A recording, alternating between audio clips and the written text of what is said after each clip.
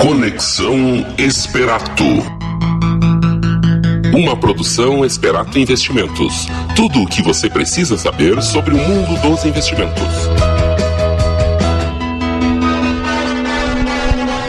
Muito boa tarde a todos, sejam bem-vindos a mais um Conexão Esperato, seu programa quinzenal sobre investimentos, finanças pessoais, empreendedorismo, economia em um só local. Meu nome é Felipe Fontana, sócio, diretor e assessor de investimentos da Esperato Investimentos. Estaremos aqui discutindo os principais índices da economia, momentos econômicos. Estamos agora entrando num ciclo de analisar onde investir em 2019. A gente vai bater um papo aqui sobre todas essas novidades do mercado financeiro.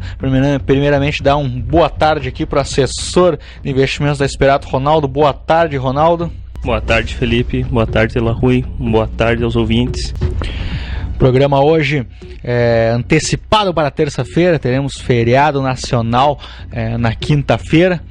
É o programa aí que a gente vai discutir, né, essa questão principal das eleições, do que isso ainda tem interferido nos principais índices econômicos. Começar falando um pouco aqui sobre o índice relatório Focus do Banco Central, onde tem os principais índices da economia, para a gente discutir aqui juntamente com o Ronaldo e toda a equipe o que isso mexe com a nossa vida, né? Primeiro índice aí, o índice da inflação, IPCA, Banco Central, que saiu agora dia 9 de novembro de 2018, discutindo a inflação em torno de 4,23% no final do ano. Ano que vem, expectativa de 4,21%.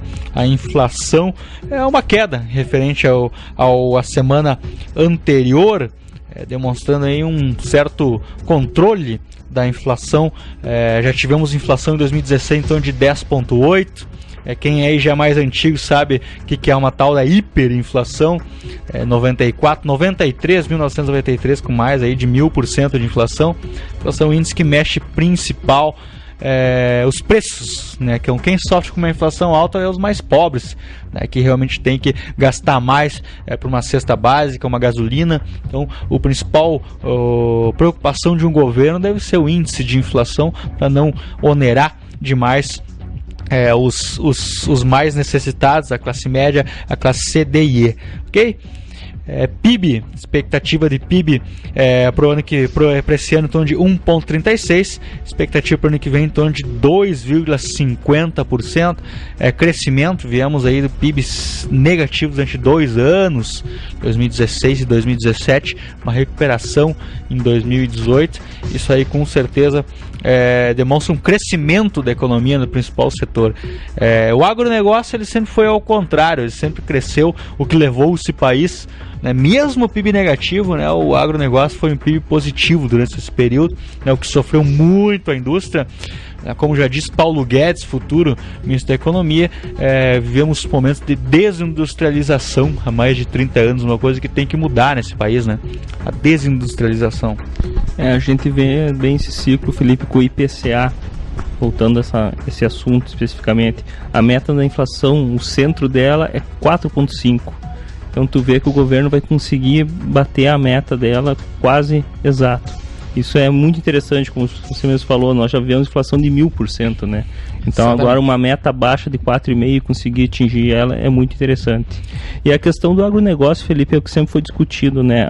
O básico, o Brasil, o primário a gente faz, a gente não consegue agregar valor aos nossos produtos, né? A gente produz bastante, tanto do agronegócio quanto de minérios, mas a gente não lapida, a gente não agrega valor, que é o que a indústria faz, né? Isso que não um impacto, vamos dizer assim, mais negativo ao nosso PIB, né? Exatamente. O Ronaldo trouxe muito essa questão importante, que a gente só exporta, né, ao setor primário e não gera valor, não agrega valor, que é o que gera realmente o ICMS. ICMS, para quem não sabe, é um dos principais impostos estaduais, né? Então, como resolveria os estados, indústrias fortes, né? Então, IPI, que é um imposto federal, toda uma cadeia de emprego, né, praticamente aí que seria resolvida. Então, a gente vive 30 anos de desindustrialização no país, uma coisa que o pessoal se discute muito pouco, né, até nos encontros de desenvolvimento aqui, a única coisa que a gente fala, falta a gente agregar valor no nosso produto, mas a gente vê uma desindustrialização muito forte nos últimos anos. Então é uma coisa que a gente tem que repensar para um país como na própria China, os principais países, onde a industrialização é forte, a indústria é forte. Isso aí, que não agrega valor para toda uma região, para todo um país, né? Resolveria muitos problemas, aí, até para a questão de ajuste fiscal no futuro, né? Mas mesmo assim a gente vê um crescimento pesado do PIB nesse ano, mas principalmente do agronegócio exportando, né? Então já realmente é uma vitória também. Somos os maiores produtores do mundo, né? Em questão de grãos, de vários commodities aí, né? Taxa de câmbio, expectativa para R$ 3,70. Na bolsa a gente vê cotado ainda praticamente a 3,75 no mercado hoje futuro. O dólar, que pode ser acompanhado, pode ser negociado. Quem quer saber um pouco mais como negociar, lá principalmente commodities, soja, milho, dólar, índice, lá tem um e-book Mercado Futuro de Commodities, novo e-book da centraldoinvestidor.com, onde você consegue acompanhar como eu posso comprar e vender dólar na bolsa, né? Como estava volátil o mercado na época de eleições, né, Felipe? O dólar a 4,25, agora já deu em menos de um mês uma queda, né? A produção do país não mudou, o cenário não mudou tanto, foi só mesmo a certeza política, né? Questão da confiança, uma coisa que a gente discutia aqui, dependendo do rumo das eleições, é um dólar a 4,90, como seria um dólar aí buscando 3,60 nesse patamar. Trouxe novamente a confiança, vamos dizer assim. O mercado diz, né? Talvez o mercado vê uma certa confiança referente ao dólar, e o dólar ele reflete muito isso nessa questão. Agora novamente começa uma discussão novamente lá fora do crescimento americano.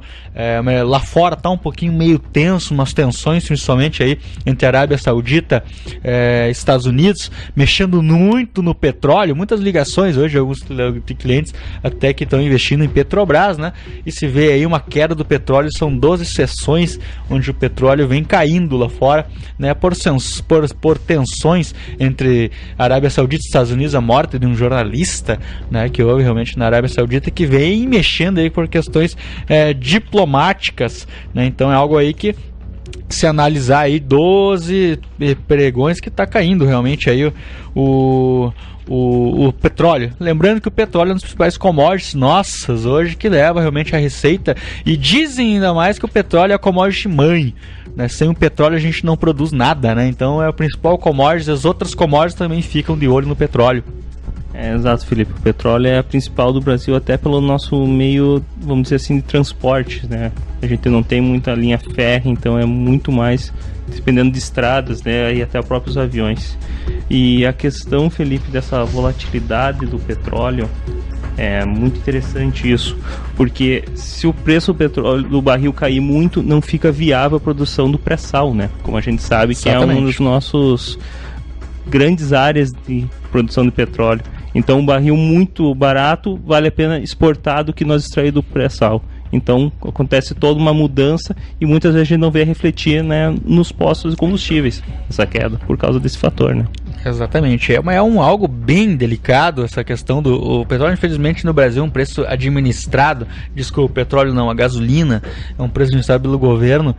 Um petróleo alto, ele faz a receita dos países, dos estados, a questão dos royalties crescerem, resolveria toda uma questão do ajuste fiscal também, com uma Petrobras com lucro. Sempre é importante frisar, muita gente bate na Petrobras nesses momentos. Se a Petrobras tiver lucro, pessoal, vamos dizer aí, de 20 bi que dê, o governo é dono de mais de 50%. Então, automaticamente, sobraria 10 bi, né, para o Estado. Nós temos aí 148 estatais, não sei se nós estamos com muitas estatais, os maiores estatais são no Brasil. A gente conseguir transformar ela em superávit, né, automaticamente o Brasil resolve toda a questão do ajuste fiscal, né, e então essas empresas fortes fazem com que sobre mais dividendos para se investir. E aí como o Brasil hoje, principalmente, ele subsidia a gasolina, um petróleo alto resolveria toda essa questão da receita principal dos estados, dos municípios também, da União, porém oneraria, né, no caso ali o próprio quem abastece no posto, né, o que a gente viu nos últimos tempos, essas questões, né, a questão dos preços administrados, né. E toda a linha de produção, né, Felipe, porque o nosso transporte é praticamente terrestre, né, então tudo depende, né. E é interessante até trazer esse dado dos preços administrados, como é inútil, né, o governo administrar preço, porque a inflação média deu 4,08, vamos dizer aí, referente ao IPCA, e os preços administrados subiram 7,48. Então, realmente, o Estado tentou administrar preço e foi incompetente e não conseguiu, e ainda perdeu para o principal índice de inflação. Então, é mais um mito quebrado, né, dos economistas aí e desenvolvimentistas que acreditam que mexer em preço, segurar preço resolve algo. Então, principais acontecimentos econômicos, reforma da Previdência para 2019, né? Então, já foi citado até no último programa, 53% não vão continuar no Congresso, então realmente não estão nem aí realmente do que vai ser. Fica a bucha para o próximos mandatários. Já estão de férias, né, Felipe? Exatamente. Então não querem se envolver, não querem botar o seu nome, que nem aí pelo país, e automaticamente segundo a Valor Econômico, Onyx Lorenzoni vai ser o principal ministro da Casa Civil, afirmou em entrevista coletiva que a tendência é que a reforma da Previdência fique para 2019. Então aí mais um furo de orçamento aí, pelo menos até esse final de ano aí, que as contas já estão estouradas. Então a questão da reforma aí talvez traria uma economia de 500 bi, alguma coisa aí que poderia movimentar. Infelizmente aí vai se empurrando com a barriga, né? Mas principalmente aí, de acordo com o Estadão, a equipe de transição do Bolsonaro está analisando mais de perto cargos mais altos dos bancos estatais, Caixa Econômica, BNDES, BB e outros, buscando possível aparelhamento nas gestões partidárias anteriores e potencialmente a otimização de cargos. Então está se mexendo bastante a questão aí. Diz o Onyx que vai cortar muitos cargos, né, no 1º de janeiro, e vamos ver se vai conseguir. Corte de cargos e equipe técnica, né? A gente vê no próprio BNDES o Levi assumindo, né? Exatamente. Levi, que era secretário da Fazenda, né, do governo anterior, e por não ser um político não conseguiu implementar sua política, né, não conseguiu negociação. É uma pessoa bem técnica, né. Exatamente. Joaquim Levi, até era a próxima notícia aqui, Joaquim Levi é confirmado como presidente do BNDES no novo governo. Ele foi ali ministro da Fazenda da Dilma, né, o Joaquim Levi, que é um dos principais economistas-chefes da Bram, né, que é do Bradesco, Asset do Bradesco, né, e aí deixando a diretoria financeira do Banco Mundial para integrar a equipe econômica do governo do presidente eleito Jair Bolsonaro. E uma coisa que é importante a gente citar, o Brasil tem muita gente boa, assim, a gente vê pelo menos no mercado financeiro. Aqui realmente cargos técnicos, infelizmente tem aquele jeitinho brasileiro que tem que ser político, né? Os políticos levam o mérito, né?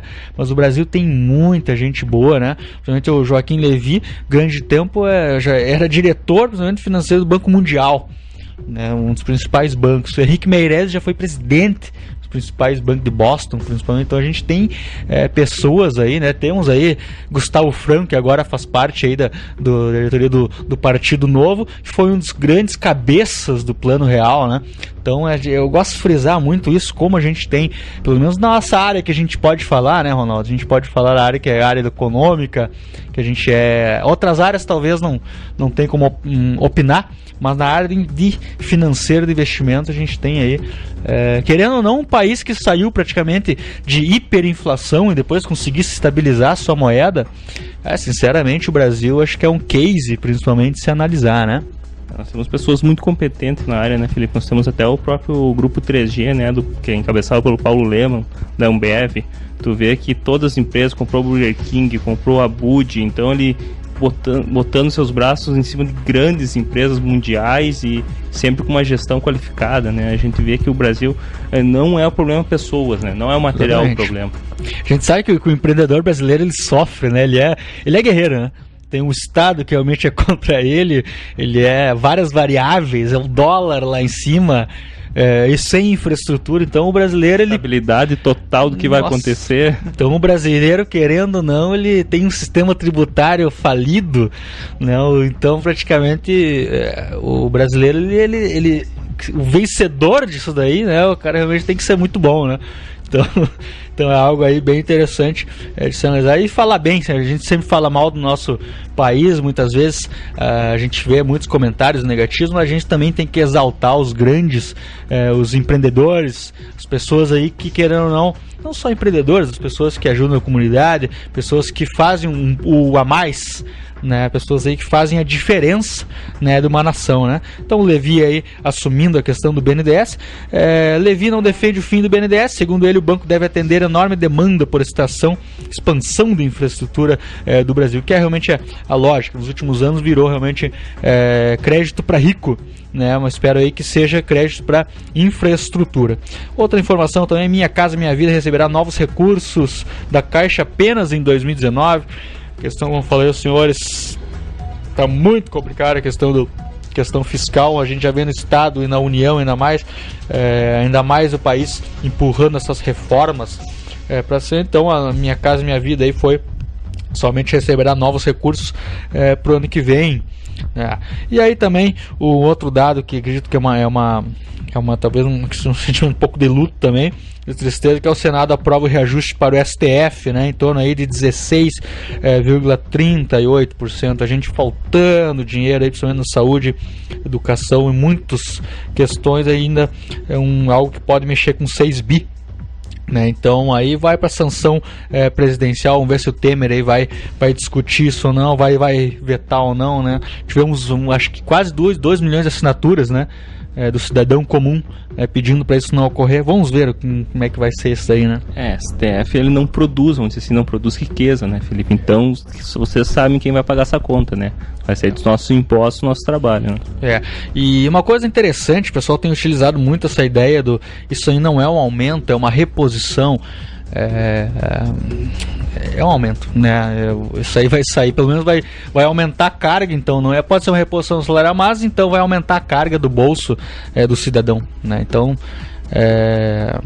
bom, vamos acompanhar aí esses próximos passos aí, mas com certeza vai dar um furinho, principalmente no orçamento aí, né? Bem rapidinho aqui, lucro líquido do Banrisul aí sobe 31,6% no trimestre. O Banrisul registrou alta de 31,6% no lucro líquido no terceiro trimestre, frente ao período, chegando a 290 milhões nesse período aí. O ganho líquido em torno de 796 milhões em 9 meses. Mais uma vez digo, um Banrisul forte. O Estado é dono aí de 50%, mais de 50%, mais dividendos, né, que vai entrar para o caixa do Estado. Então, estatal forte não tem que dar prejuízo, estatal forte tem que dar lucro, para isso voltar novamente como receita para o Estado, que automaticamente vai aumentar em mais investimentos para nós, né, para o nosso povo, né? E bem rapidinho aqui, Portugal quer atrair empresas estrangeiras, né? Até mandar um abraço para o Anderson da Solute, que está lá no Web Summit em Portugal, sempre trazendo inovações. Até estava falando, mandou algumas fotos lá de Portugal, que está acontecendo principalmente uma revolução digital lá de fintechs, né? E a gente vê agora essa notícia aí do Jornal do Comércio hoje, economia lá em crescimento, principalmente casos como Adidas, Uber, Google estão indo para Portugal, está entrando planos de investir realmente em empreendedorismo, em novos negócios, né? Então até o Sebrae fez lá levou alguma conexão Portugal, se eu não me engano, lá, discutindo inovações. Querendo ou não, Portugal é a porta de entrada para a Europa, mesmo a língua, né? Então muitas vezes aí empresas incubadas podem aí achar benefícios interessantes trabalhando em Portugal aí, né? Então, Jornal do Comércio de hoje, entra lá no Jornal do Comércio, quem sabe acompanha, tem muita informação boa aí sobre essa questão. Tá bom, pessoal? Segundo bloco aí, Marcelo Osterman, assessor de investimentos de Porto Alegre. Um abraço pro Marcelo que está nos ouvindo agora. Eliseu Mânica Júnior, diretamente de Miami também, conversando sobre o mercado americano, conversando sobre novidades. Terceiro bloco, a gente volta aqui com mais Conexão Esperato.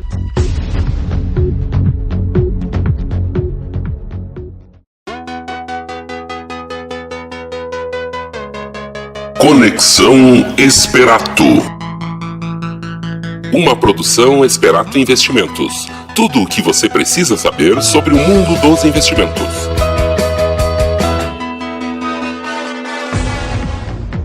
Olá pessoal, Marcelo Maia falando aqui da Esperato Investimentos de Porto Alegre. Bom, nessa semana, agora a segunda semana do mês de novembro, a gente tem uma novidade em relação às perspectivas e ao potencial econômico do Brasil, né? Um grupo de quase 100 economistas, os mais renomados do Brasil, se reuniram e escreveram uma carta direcionada ao presidente eleito Jair Bolsonaro, chamada Carta Brasil. Ela é um documento apartidário, né, com propostas para destravar a economia do país, né, fazer efetivamente a economia do país andar. São basicamente 13 diretrizes gerais distribuídas em 4 áreas: a área política, a área política macroeconômica, política microeconômica, políticas sociais e políticas de sustentabilidade. No primeiro momento, quando você ouve essas palavras, talvez pareça um pouco de economês, mas acredite, elas fazem muita diferença e influenciam diretamente o seu dia a dia, tanto como profissional, seja empregado ou empreendedor, empresário, tanto quanto a sua vida como consumidor de produtos, supermercado, gasolina, enfim. Essas diretrizes são diretamente relacionadas ao nosso cotidiano. Esse texto, então, na Carta Brasil, tem mais ou menos 90 páginas, vai ser discutido essa semana no Rio de Janeiro, né? O objetivo dela é oferecer para a sociedade um documento de reflexão, basicamente focado em um aviso, né? O aviso de que a ausência de reformas, tanto a fiscal quanto a previdenciária, vão levar inevitavelmente o Brasil a um processo de estagnação de longo prazo e, eventualmente, estagflação, que é uma estagnação com inflação, que é o pior dos cenários, né? E nesse caso isso venha acontecer, uma grande crise com grandes proporções, né? Então, de certa forma, hoje o Brasil está numa encruzilhada. Algumas das medidas já estão em discussão avançada. É o caso, por exemplo, da autonomia do Banco Central, né, que seria feito com mandatos de diretoria que não coincidiriam aos do Executivo e que pode ser colocado em pauta ainda esse ano, né, essa possibilidade de autonomia do Banco Central. Outras medidas tão essenciais quanto desafiadoras seriam relacionadas a uma reforma tributária que substituiria progressivamente 5 impostos, são eles ICMS, ISS, IPI, PIS e COFINS, por um imposto único, o IVA, Imposto sobre Valor Agregado. Já existem algumas economias desenvolvidas, entre elas Dinamarca e Inglaterra, que cobram esse imposto, né? É uma forma de simplificar a questão tributária. A condição necessária, mas não suficiente para o avanço da economia, são contas públicas em ordem, né?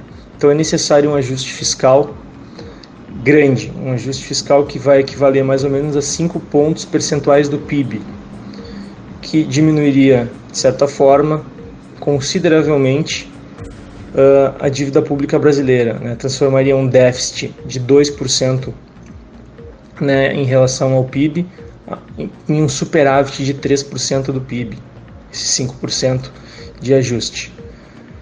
Lembrando que isso é desafiador e isso não ocorreria de uma hora para outra, né? Isso levaria pelo menos de 2 a 3 anos na melhor das possibilidades. No entanto, é consenso que isso não pode ser feito sem uma grande e profunda reforma da Previdência, que vem sendo prioridade e negociada pelo presidente eleito já desde o atual momento, com o Congresso e com o ministro da Fazenda, né, ou chamado superministro Paulo Guedes. O documento Carta Brasil sugere outras mudanças na área fiscal, que inclui a flexibilização do orçamento público, com a eliminação dos níveis obrigatórios de gasto em áreas como saúde e educação e das vinculações com o salário mínimo. No campo do trabalho, uma das propostas é unificar o FGTS e o seguro-desemprego, com a criação de um fundo de poupança compulsória individual, com remuneração à taxa de mercado. Lembrando sempre que o FGTS hoje, para se resgatar ele, existem inúmeras regras, inúmeras condições, e o FGTS hoje acaba rendendo menos que a poupança. Inclusive, se você, ouvinte, tem o FGTS, pense fortemente na possibilidade de utilizá-lo em uma dessas condições, da qual ele pode ser liberado, né, para comprar imóvel, enfim, algumas outras condições, porque do contrário o dinheiro está se desvalorizando, né, porque a inflação acaba sendo maior que o FGTS. Outras medidas também, como a eliminação da estabilidade do serviço público. Isso para algumas pessoas pode soar um absurdo, para outras pode soar como algo obrigatório. Mas qual seria a ideia da eliminação parcial da estabilidade do serviço público? E aí a questão da parcialidade é importante. A estabilidade do serviço público seria eliminada em carreiras, em profissões nas quais se tivesse possibilidade de trabalho na esfera pública e na esfera privada. Por exemplo, alguém que trabalha no setor administrativo, ou um médico, ou um dentista que é funcionário público, ele não teria a mesma estabilidade de um juiz, de um promotor de justiça, de um fiscal do ICMS.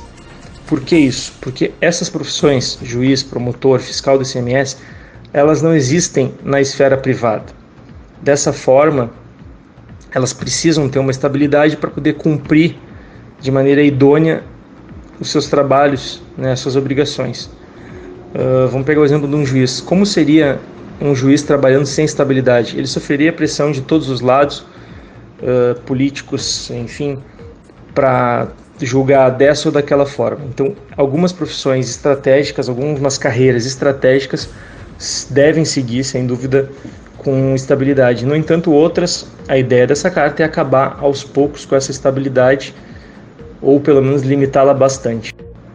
Outras medidas, como a abertura comercial, né, do Brasil, o Brasil se tornar um país mais aberto ao comércio internacional, combate ao desmatamento, bastante importante também, reformulações no sistema de educação e proteção social.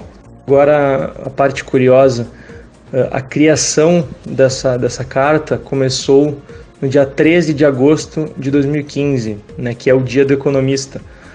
Um grupo de WhatsApp de professores de economia, do mercado financeiro, né, eles começaram a conversar um pouco sobre a situação do Brasil. Era um momento de agravamento da crise política e econômica. Essa crise econômica foi o estopim para que esses economistas, esses pensadores, né, pensassem e buscassem a formulação de um documento que pudesse, no próximo mandato, com o próximo presidente, auxiliar no desenvolvimento do Brasil.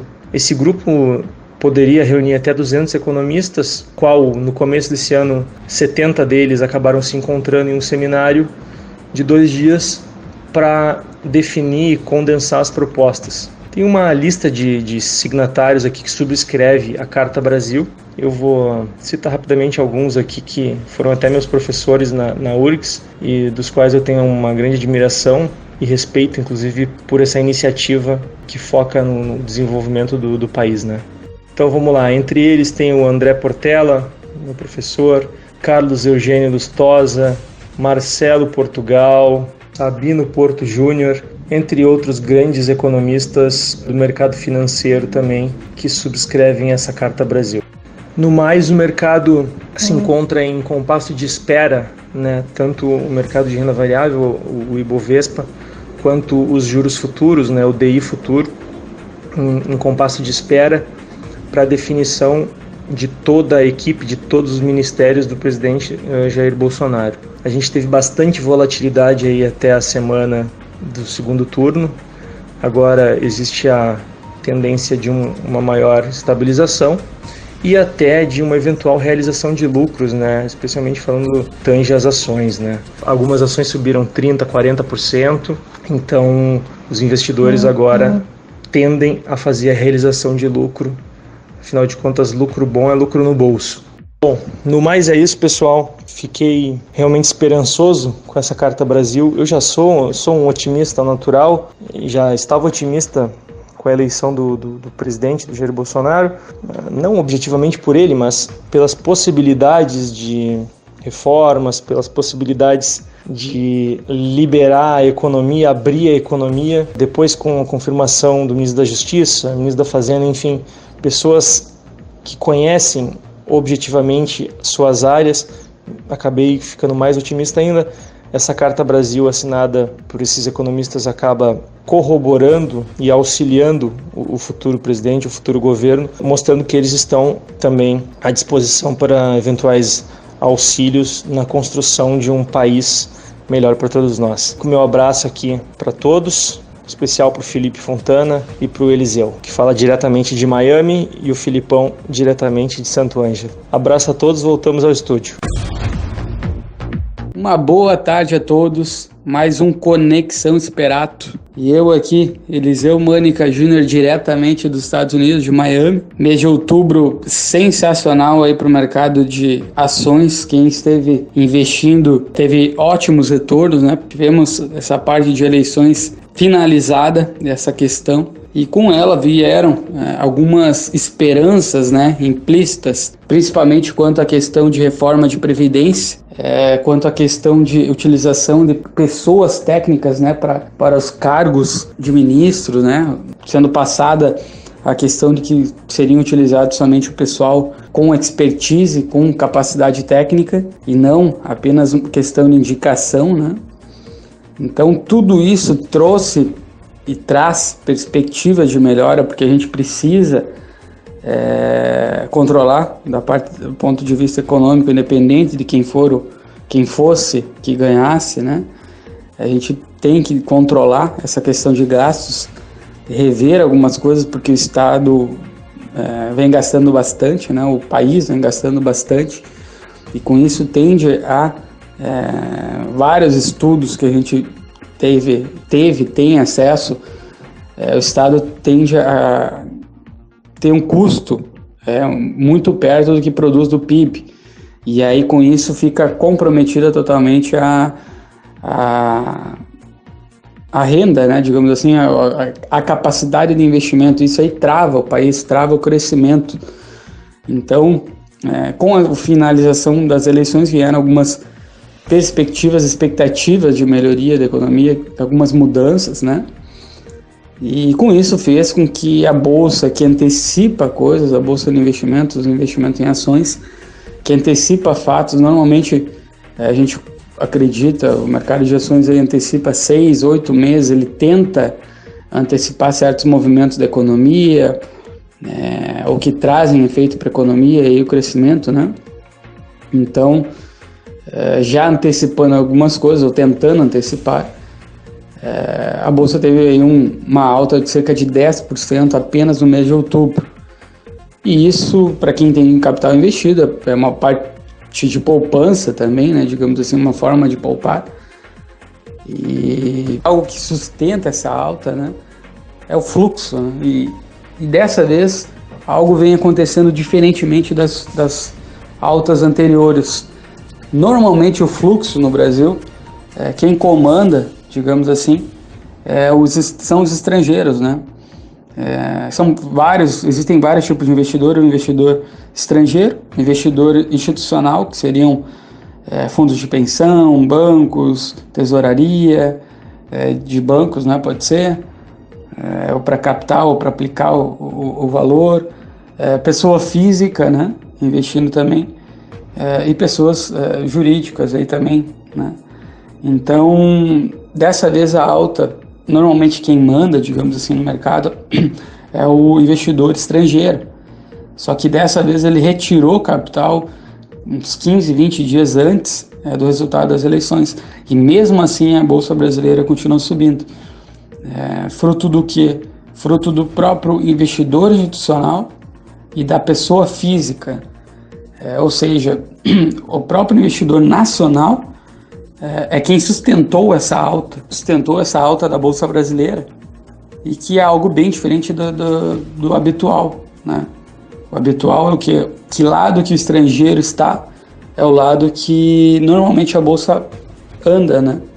E dessa vez o investidor estrangeiro saindo do mercado brasileiro, vendendo opções, digamos assim, de Bolsa, e comprando dólar, inclusive. isso é visto pelo mercado como se fosse uma proteção. Quando compra-se dólar, quando a crise, digamos assim, ou um risco maior de acontecer algum evento, o investidor ele vai para o dólar como uma forma de proteção, não como uma forma de investimento. Então, o investidor estrangeiro ele comprou muito dólar recentemente, apesar da valorização do real, né, da melhoria da imagem do Brasil. Então, o real, o dólar, saiu de 4,17 para 13,70, então ocorreu uma valorização de cerca de 10%, e agora o investidor estrangeiro então ele vem comprando o dólar, né, como quem sabe uma forma de proteção. A gente fica até pensando por que isso, né? Eis que o mercado de ações brasileiro ele está muito barato, ele está abaixo da média dos últimos anos de negociação, né? E que a gente fica pensando, quem sabe, que alguma coisa nos Estados Unidos, porque a economia americana vem muito bem, muito forte, e vão ter que ocorrer aumento de juros aqui justamente para controlar, para frear o crescimento da economia. Por quê? Para não dar inflação.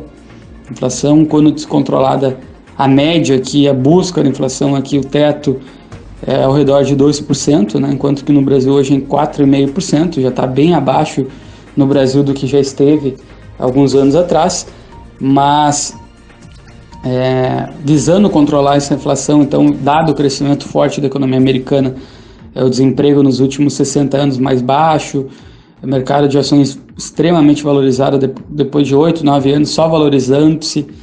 Então, é uma maneira de podar, digamos assim, de frear o crescimento americano de uma forma que não tenha inflação e que não prejudique futuramente a própria retirada de estímulos, né, que está ocorrendo no mercado. Estão retirando, depois de 2008, foi necessário, então, da crise, foram necessários incentivos, e hoje esses incentivos estão sendo retirados, inclusive cerca de 50 bilhões de dólares por mês, que foram utilizados para, digamos assim, dar um incentivo para a economia, né? Para colocar gasolina na economia. A economia acabou crescendo na americana, mundial também depois da crise, e agora é o momento, pelo menos fora, de frear esse crescimento e controlar a inflação, né? No Brasil, a gente teve 2, 3 anos aí, desde 1929, os piores anos, né, na economia. Agora a gente vem se recuperando, e ano que vem tende a se recuperar, e caso sejam feitas reformas, sem reformas esperado um PIB de 2,5%, e com reformas alguns falam em 4%. Por quê? Porque há uma economia maior, você tem como país uma capacidade maior de investir, e isso aí facilita, torna mais barato, digamos assim, o custo do Brasil, e aí a economia cresce e é gerado mais empregos. Hoje os desemprego ao redor de 11%, 12%, e há muita capacidade de crescimento no Brasil, né? E caso sejam feitas reformas, isso aí aumenta, né? Esse crescimento aumenta, né? É uma recuperação do que aconteceu da crise, é normal, ciclos são normais no mercado, e agora provavelmente a gente vai ter aí um momento de crescimento, dado as condições passadas, né? E caso sejam feitas reformas, esse processo acelera, né? Mas, pessoal, eu vou ficando por aqui. Essa é a minha participação hoje do Conexão Esperato. Um abraço aí ao Felipe e ao Ronaldo, e uma boa tarde a todos, e muito obrigado pelo seu tempo, pela sua audiência. Um grande abraço.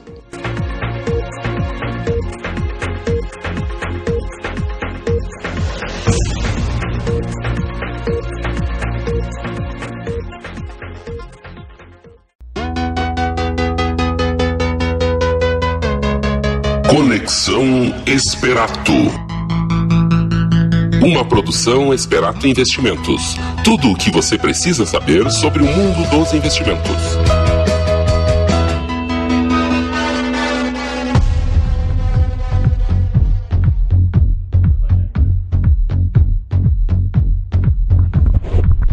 De volta aqui no estúdio Conexão Esperato, programa especial hoje na terça-feira. O Conexão Esperato já faz parte, né, desse horário aí da quinta-feira, hoje na terça-feira, do público missioneiro. O pessoal aí sempre dando um feedback, parabenizando pelo programa. Lembrando que a gente não é radialista aqui profissional, né, Ronaldo? Então a gente sempre rola alguma pérola, né? Mas é natural, a gente, nossa parte é investimentos, né? Quantos anos já no ar, Felipe? Estamos indo para a terceira temporada, né? Quarta temporada, é verdade, na quarta temporada, Conexão Esperato 64, 65, acho que é o número aí.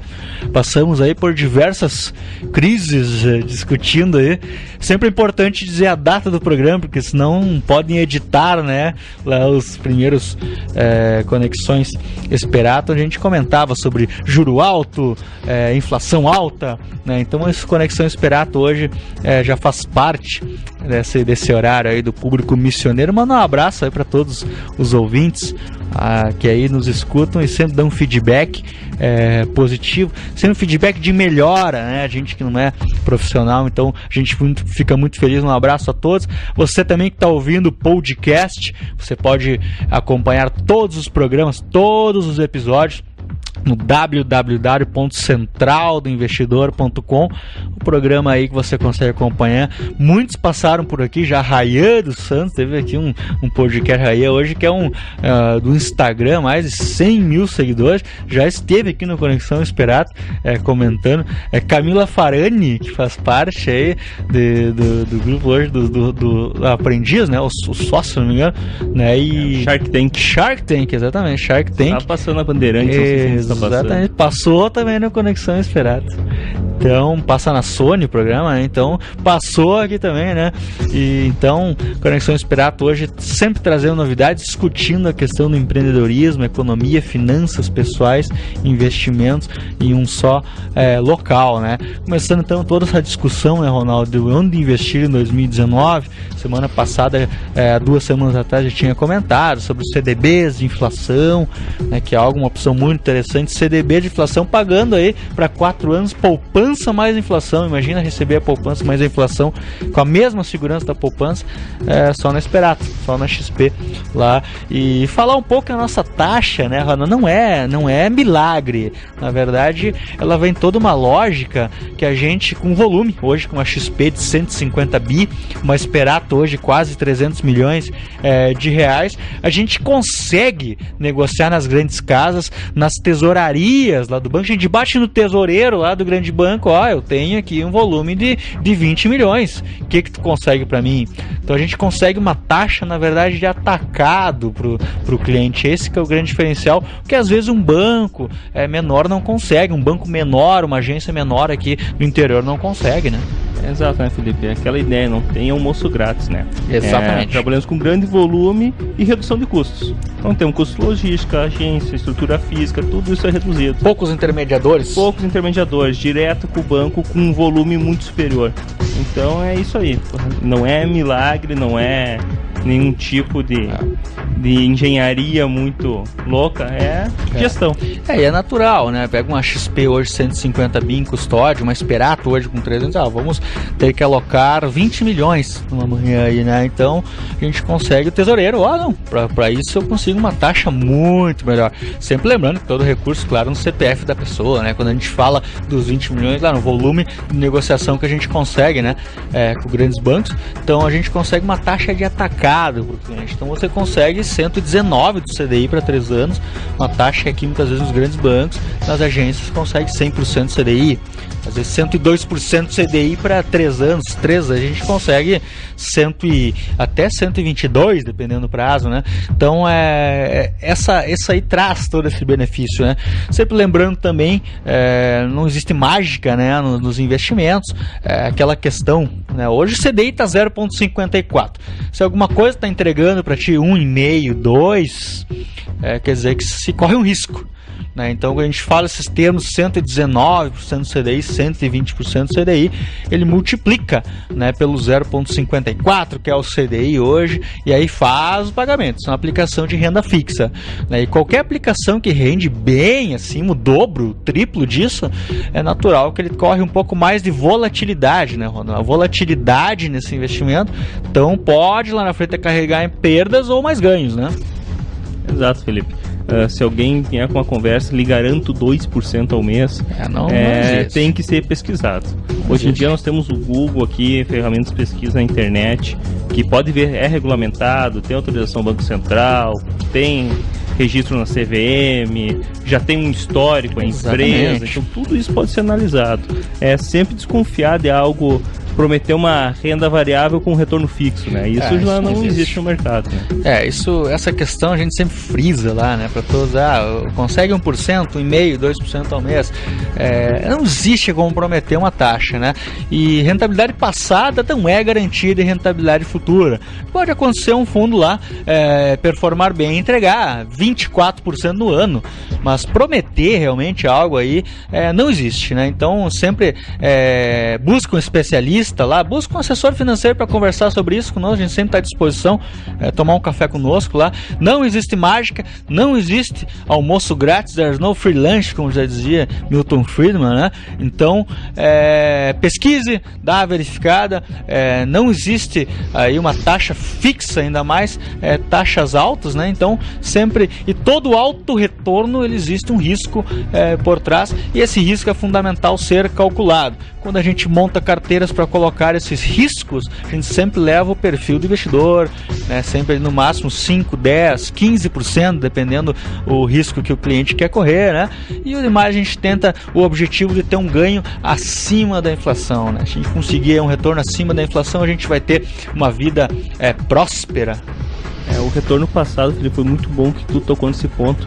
Tem muito marketing em cima. Por exemplo, o Fundo Verde, quando lançaram na plataforma XP, aparecia ali 14.000% de retorno em 20 anos. Exatamente. Então, se eu aplicar hoje, daqui a 20 anos vou ter 14.000% de retorno, nada garante isso. Exatamente. Uma ação que valorizou 1.000% no período. Ronaldo, qual que é a ação que vai valorizar agora 1.000%?